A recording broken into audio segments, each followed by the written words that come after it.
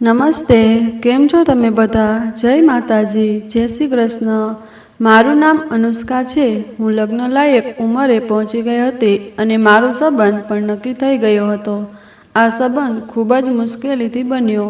છોકરાના પરિવાર તરફથી અમારે ઘણી વાતો સાંભળવી પડી. દરેક પૈસા બચાવીને દહેજ તૈયાર કરવામાં આવ્યું હતું. ઘરમાં એટલી ચિંતા અને તણાવ હતો કે મને લગ્નનો ઇનકાર કરવાનું મન થયું. માતા પિતાએ ઉધાર લઈને ભાવિ સાસરિયાઓની દરેક જરૂરિયાત અને માગણી પૂરી કરી. તેના કપડાનો ખર્ચ પણ મારા માતા પિતાએ ઉઠાવ્યો હતો. હવે ફક્ત મારી પોતાની ખરીદી બાકી હતી. મારે ઘણી બધી જરૂરી વસ્તુઓ છોડી દીધી હતી, પણ કેટલીક વસ્તુઓ એવી હતી જે મારે ખરીદવાની પણ હતી. આ જરૂરિયાતો માટે હું એક કપડાની દુકાન પર ઊભી હતી. ત્યારે મેં વિચાર્યું કે મારે થોડા સૂટ પણ સીવવા જોશે. પરંતુ ત્યાં એક ઘટના બની જેનાથી મને આશ્ચર્ય થયું. દુકાનદાર ખૂબ જ કંજૂસ માણસ હતો. તે એક સૂટ માટે ખૂબ જ ઊંચી કિંમત કહી રહ્યો હતો અને કહી રહ્યો હતો કે આ એકમાત્ર કિંમત ઉપલબ્ધ છે. જો તમારે ખરીદવું હોય તો લો, નહીં તો આગળની બીજી દુકાન પર જાઓ. મેં મનમાં કહ્યું, તે કેવો ખરાબ સ્વભાવનો માણસ છે, પણ મને કપડાં પહેલાંથી જ ગમ્યા. તેથી હું ત્યાં ઊભી રહીને વિચારી રહી હતી કે શું કરું. મારી પાસે પૈસા હતા, પણ જો હું આ દુકાનમાંથી કપડાં ખરીદીશ તો મારી પાસે ઘરે પાછા ભરવા માટે પૈસા નહીં હોય. હું આ મૂંઝવણમાં હતી કે અચાનક ક્યાંકથી એક ભિખારી જેવો સંત દુકાનમાં આવ્યો.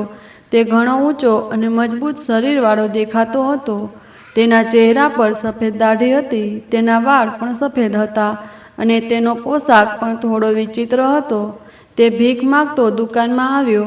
દુકાનદારે તેને ઠપકો આપ્યો અને કહ્યું, બહાર નીકળો, તને કોણે અંદર આવવા દીધો? તો ભિખારીએ કહ્યું, મારી વાત સાંભળો બેટા, જો તું આજે મને એક રોટલી ખવડાવશે તો તને આટલા કરોડ રૂપિયા મળશે. આ સાંભળીને મને આઘાત લાગ્યો. મેં વિચાર્યું કે આજકાલ લોકો ભીખ માગવા માટે કઈ કઈ રીતો શોધે છે. દુકાનદારે મજાકમાં કહ્યું, ઠીક છે, હું જ મને જેટલી રોટલી ખવડાવીશ તેટલા વધુ કરોડ રૂપિયા તને મળશે. ભિખારીએ કહ્યું, હા, તું જેટલી વધુ રોટલી ખવડાવશે તેટલા વધુ પૈસા તને મળશે.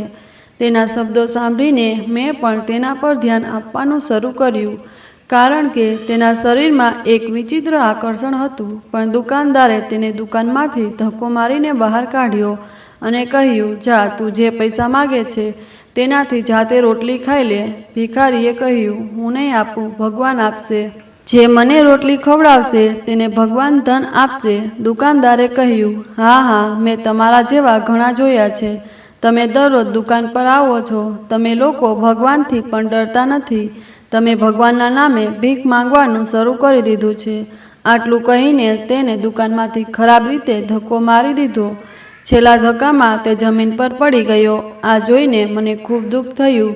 મને લાગ્યું કે તે ગરીબ માણસ ફક્ત રોટલી માંગી રહ્યો હતો.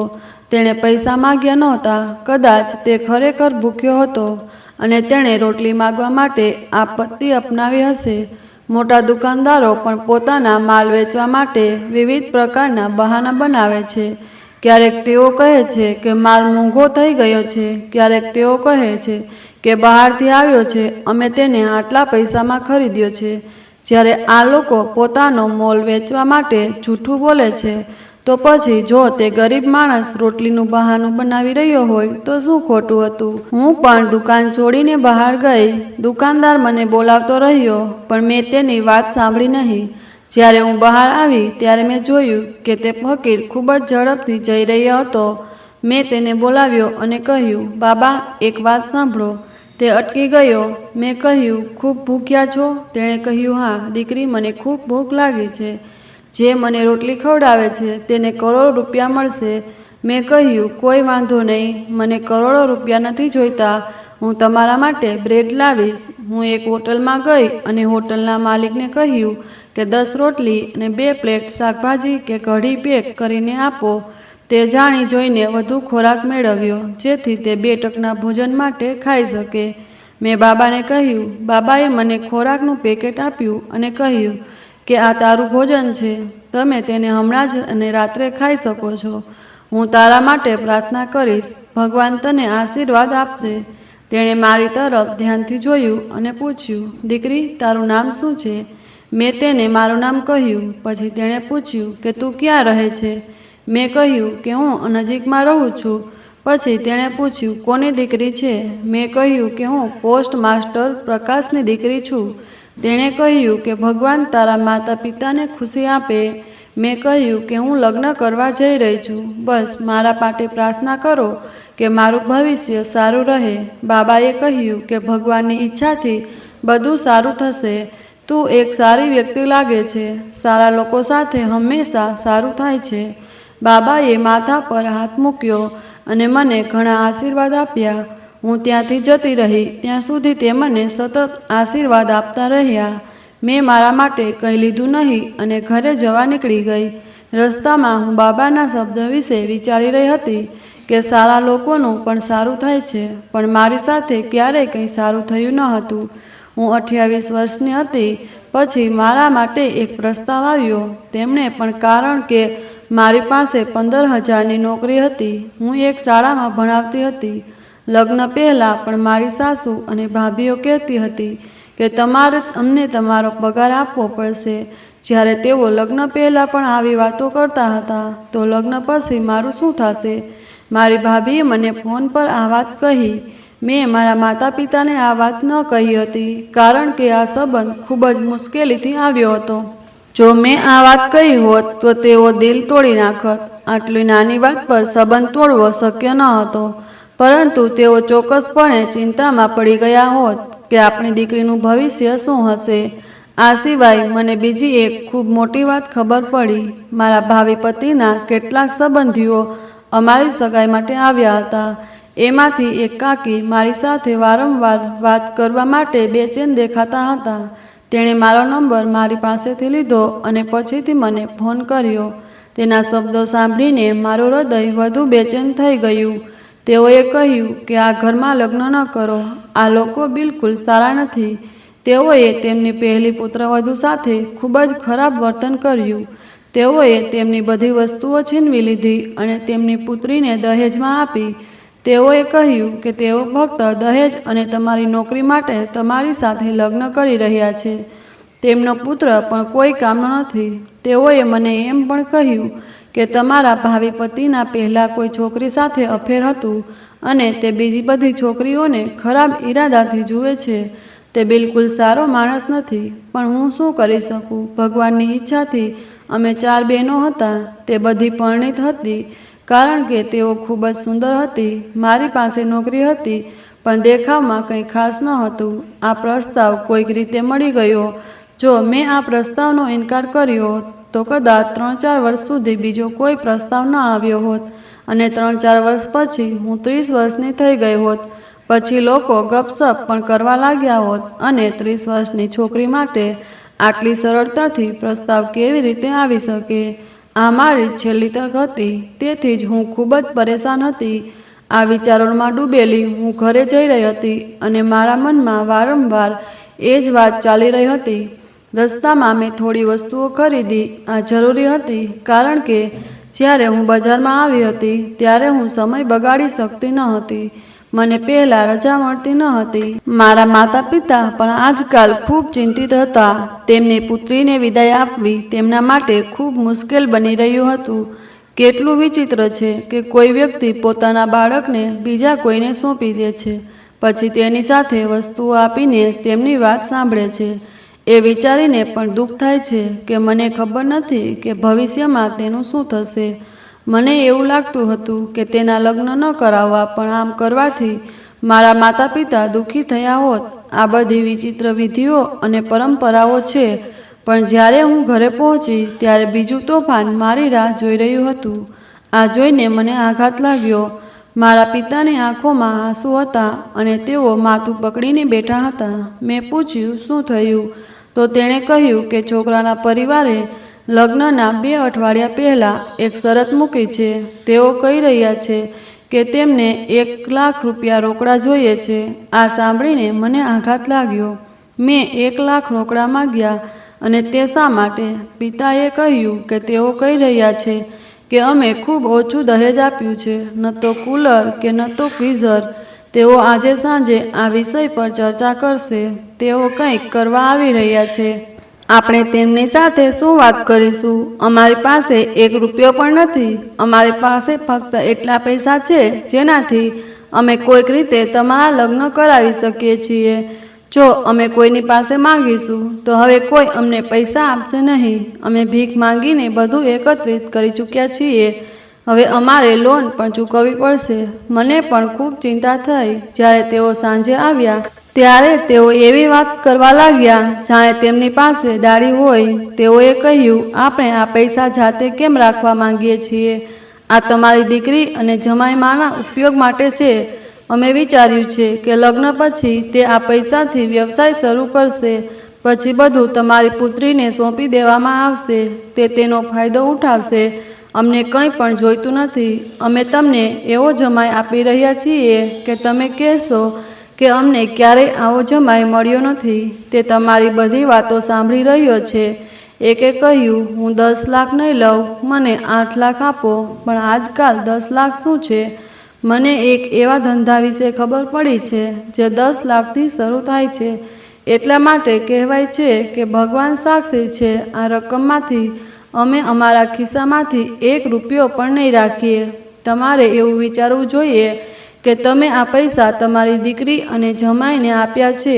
તેઓ અમારો એક પણ શબ્દ સાંભળવા તૈયાર ન હતા. જતા સમયે તેઓએ એમ પણ કહ્યું કે જો તમે લોકો પૈસાની વ્યવસ્થા ન કરી શકો તો અમને કહો અને અમે આ સંબંધ તોડી નાખશું. મારા પિતાએ તેમના હૃદય પર હાથ રાખ્યો અને માતા પણ ખૂબ ચિંતિત થઈ ગઈ. તેઓ ચાલ્યા ગયા અને હું આખી રાત રડતી રહી. હું બેસીને પ્રાર્થના કરતી રહી. પછી મેં નિર્ણય લીધો અને સવારે ઉઠીને કહ્યું કે તમારે તેમને ના પાડવી જોઈએ. અમે આ લગ્ન નહીં કરીએ. કારણ કે જો અમે અમારા શરીરના ભાગો વેચી દઈએ તો પણ અમે 10 લાખ રોકડા ભેગા કરી શકતા નથી. અમારી પાસે જે કંઈ હતું તે અમે દહેજ પર ખર્ચ કરી દીધું. દહેજમાં શું અભાવ છે કે તેઓ 10 લાખ વધુ માગે છે અને આપણે પણ એક વ્યવસાય શરૂ કરવો જોઈએ. તે તેમને આપવો જોઈએ. તમે પોતે ધંધો કેમ નથી બનાવતા? મારા માતા પિતાએ કહ્યું કે છોકરો સારો છે. અમને આ સંબંધ ખૂબ જ મુશ્કેલીથી મળ્યો છે. અમે છોકરાને જોયા પછી જ સંબંધ નક્કી કર્યો હતો. મેં કહ્યું, પણ તેના માતા પિતા સારા નથી. જો હું આવા લોકો સાથે રહીશ તો મારું જીવન બરબાદ થઈ જશે. તે છોકરો પણ મને મદદ કરી શકશે નહીં. તે પહેલાંથી જ તેના માતા પિતાની વાત સાંભળી રહ્યો છે. ભવિષ્યમાં તે શું કરશે? પપ્પા કહેતા હતા કે આપણે લોન લઈશું, આપણે કંઈક ને કંઈક કરીશું, કંઈ ને કંઈ થશે, પણ આપણે સંબંધ તોડીશું નહીં. બધા સગા સંબંધીઓને પણ આ વાતની ખબર પડી ગઈ. પણ બીજા દિવસે સવારે અમારા ઘરમાં ચા બનાવવા માટે પૂરતા પૈસા નહોતા. અમે દૂધ વગર ચા બનાવી તો પછી 1 લાખ રૂપિયા ક્યાંથી લાવીશું? તે જ દિવસે સાંજે મારા નામે એક પાર્સલ આવ્યું. મેં આવી કોઈ વસ્તુનો ઓર્ડર આપ્યો ન હતો અને મારા નામે પહેલાં ક્યારેક કોઈ પાર્સલ આવ્યું ન હતું. મેં મારું સરનામું પણ કોઈને આપ્યું ન હતું. મને સમજાયું નહીં કે શું આવ્યું. જ્યારે મેં પાર્સલ જોયું ત્યારે ખૂબ મોટું હતું. મારા પિતાએ પૂછ્યું, શું તમે ઓનલાઈન કંઈ ઓર્ડર કર્યું છે દીકરા? અમારી પાસે એટલા પૈસા પણ નહોતા. પણ પોસ્ટમેને કહ્યું કે તમારે ફક્ત સહી કરવાની છે. આ પેડ પાર્સલ છે એટલે કે પૈસા ચૂકવવાના નથી.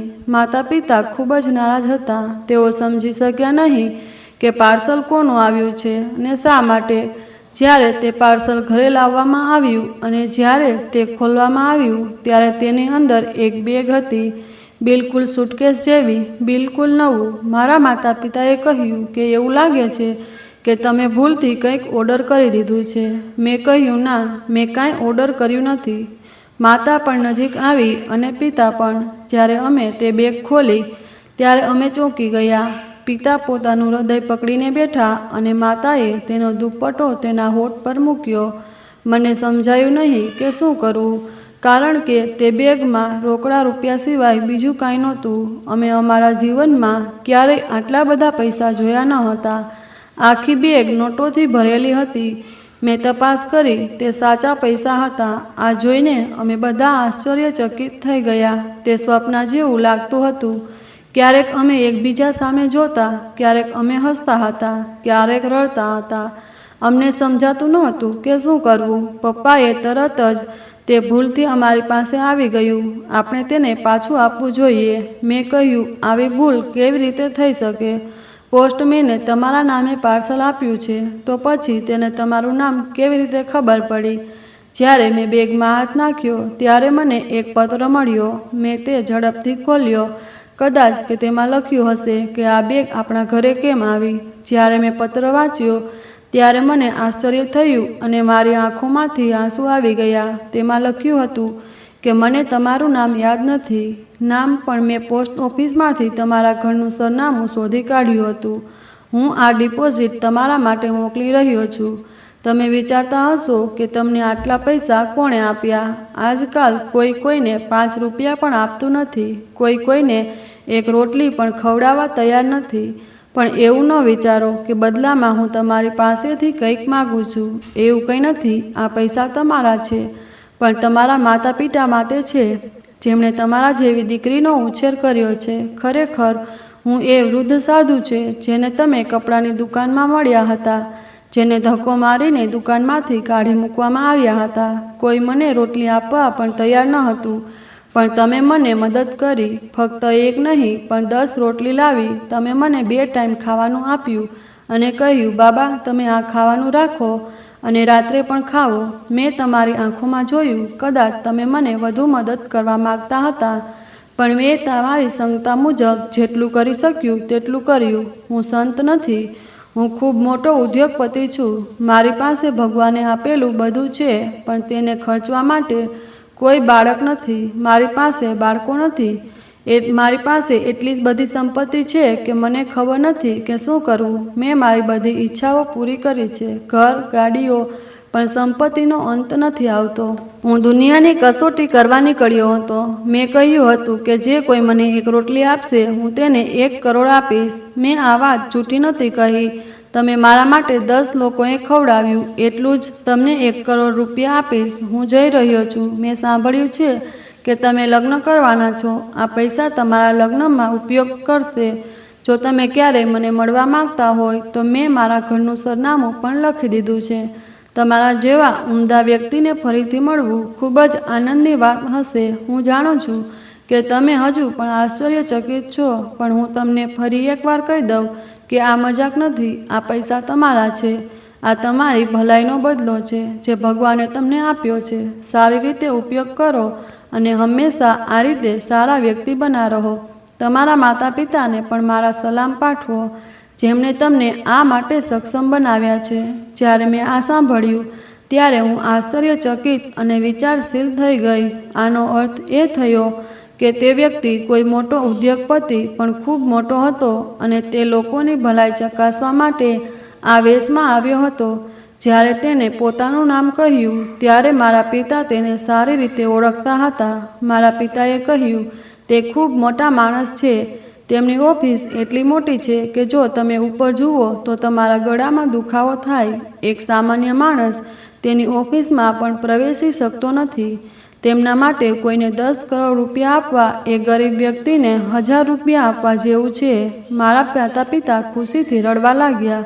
આ પૈસા અમારા હતા અને હવે પૂરા 10 કરોડ થઈ ગયા. મારી માતાએ કહ્યું, હવે કોઈ સમસ્યા નહીં રહે. હવે અમારા માટે 10 લાખ રૂપિયા આપવા એ મોટી વાત નથી. અમે છોકરાના પરિવારને 10 લાખ રૂપિયા આપીશું. અમારી દીકરીના લગ્ન થશે. અમારા ઘરની છત પણ ટપકતી રહે એ પણ ઠીક કરાવશું. અને દીકરી નિશાએ એક દીકરાને જન્મ આપ્યો. તેને પણ કંઈક આપવામાં આવ્યું ન હતું. હવે આપણે તેના માટે પણ કંઈક લઈશું. મારી માતા ભવિષ્યના સપના જોવા લાગી. તેની આંખોમાં આંસુ હતા. તેણે પણ પોતાનું જીવન ગરીબીમાં વિતાવ્યું હતું. મેં કહ્યું, માતા તમે જે કહો છો તે હું કરીશ. આપણે ઘર બનાવીશું, કાર ખરીદું અને વ્યવસાય પણ કરીશું. હું મારી બહેનો માટે પણ બધું કરીશ. હું તેમને તે આપીશ જે તેમની પાસે નથી.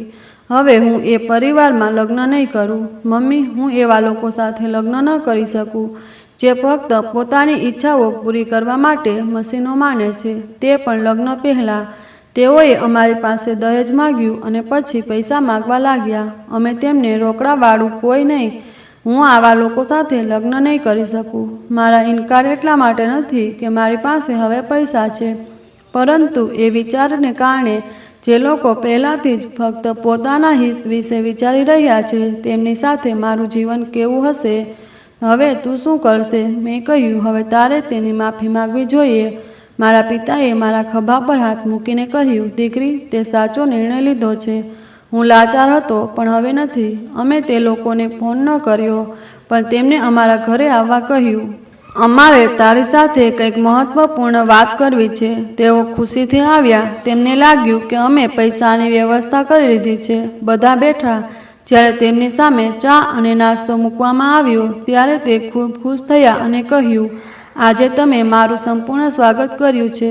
મારા પિતાએ ખૂબ જ શાંતિથી કહ્યું, અમે તમારી બધી શરતો પૂરી કરવાનો શ્રેષ્ઠ પ્રયાસ કરીએ છીએ, પણ હવે અમારી પાસે એટલી હિંમત નથી. એટલા માટે અમે આ સંબંધમાં પ્રવેશવા માંગતા નથી. તે ચોંકી ગયા અને કહેવા લાગ્યા, શું વાત છે? કૃપા કરીને મને કંઈક કહો. જો તમે લોકોએ પૈસાની વ્યવસ્થા ન કરી હોય તો ઠીક છે, તમારે 1 વર્ષની અંદર લગ્ન કરી લેવા જોઈએ. મારા પિતાએ કહ્યું કે પૈસાની વાત નથી. અમારી દીકરીએ આ સંબંધનો ઇનકાર કરી દીધો છે. તે લોકો આશ્ચર્યચકિત થઈ ગયા અને પછી પોતાનું નિવેદન બદલવા લાગ્યા. પણ પછીથી તેણે ખરાબ વર્તન કરવાનું શરૂ કર્યું. તેણે કહ્યું, ના પાડવાવાળી દીકરી કોણ છે? એવું લાગે છે કે તેને કોઈ બીજું શોધી કાઢ્યું છે. મારા પિતાએ તેની સાથે દલીલ ન કરી. મેં એટલું જ કહ્યું, લોકોના વિચાર તેમના સ્વભાવ પ્રમાણે છે. ગુડ બાય, હવે તમે લોકો જઈ શકો છો. તેઓ ત્યાંથી ચાલ્યા ગયા, પણ જતા પહેલાં તેમણે પોતાનો સાચો રંગ બતાવ્યો. તેણે અમને ઘણી બધી વાતો કહી અને અમે બધું સહન કરી લીધું. મારી આંખોમાં આંસુ હતા. આ આંસુ ન તો અફસોસના હતા કે ન તો ઉદાસીના. આ રાહતના આંસુ હતા, કારણ કે મારા મનમાંથી એક મોટી સમસ્યા ટળી ગઈ હતી. હું પડી જાઉં તે પહેલાં ભગવાને મને પકડી લીધી. અમે અમારા માર્ગમાંથી એક મોટો અવરોધ દૂર કર્યો. હું એ વ્યક્તિને મળવામાં ગઈ. તેનું નામ અમન ચૌહાણ હતું. તે ખરેખર ખૂબ જ ધનવાન માણસ હતો. મેં તેનો આભાર માન્યો અને તેને બધું કહ્યું. તો તેણે કહ્યું, દીકરી, તે સાચો નિર્ણય લીધો છે. જો મારો દીકરો હોત તો હું તને મારી વહુ બનાવત. આજથી તું મારી દીકરી છે. મેં મારી કહાનીથી મારી બહેનોની સમસ્યાઓ હલ કરી.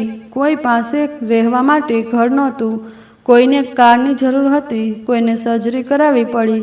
કોઈના પતિને તેના વ્યવસાયમાં મુશ્કેલી પડી રહી હતી. મેં બધાની સમસ્યાઓ હલ કરી અને મારું ઘર પણ બનાવ્યું. માતા પિતાની બધી ચિંતાઓ તેમના મનમાંથી દૂર થઈ ગઈ અને તીર્થયાત્રા પર ગયા હતા. આખો પરિવાર સાથે હતો. બધી બહેનો સાથે હતી અને અમે બધા ખુશ હતા. પછી મને એક માણસ મળ્યો જે મારી સાથે લગ્ન કરવા માંગતો હતો, કારણ કે તે મને પસંદ કરતો હતો. તે એ જ શાળામાં કામ કરતો હતો જ્યાં હું ભણાવતી હતી. મેં ક્યારેય તેના પર ધ્યાન આપ્યું નહીં અને તેને પણ ક્યારેય તેમાં મનમાં શું હતું તે કહ્યું નહીં. પછી અમારા લગ્ન થયા અને હવે અમે બંને ખુશાલ જીવન જીવી રહ્યા છીએ. અમે અમારા પોતાના પૈસાથી ધંધો શરૂ કર્યો હતો. ભગવાનની કૃપાથી અમારી પાસે બધું છે. તમે સાચું કહો છો. સારું કામ હંમેશા થાય છે. આ વાર્તાનો સિદ્ધાંત એ છે કે સત્ય, આત્મસન્માન અને સારા હૃદયથી કરવામાં આવેલા દરેક કાર્ય અંતે ખુશી અને સફળતા લાવે છે. તો મિત્રો, આ આજની વાર્તા હતી. આ વાર્તા વિશે તમારો શું અભિપ્રાય હતો? કૃપા કરીને કમેન્ટ બોક્સમાં અમને જણાવો. જો તમને વાર્તા ગમી હોય તો વિડીયોને લાઈક કરો અને ચેનલને સબસ્ક્રાઈબ કરો અને બેલ આઇકન પર ક્લિક કરો અને તેને ઓલ પર સેટ કરો, જેથી તમને નવા વિડીયોની સૂચના તરત જ મળશે. આભાર. જય માતાજી. જય શ્રી કૃષ્ણ.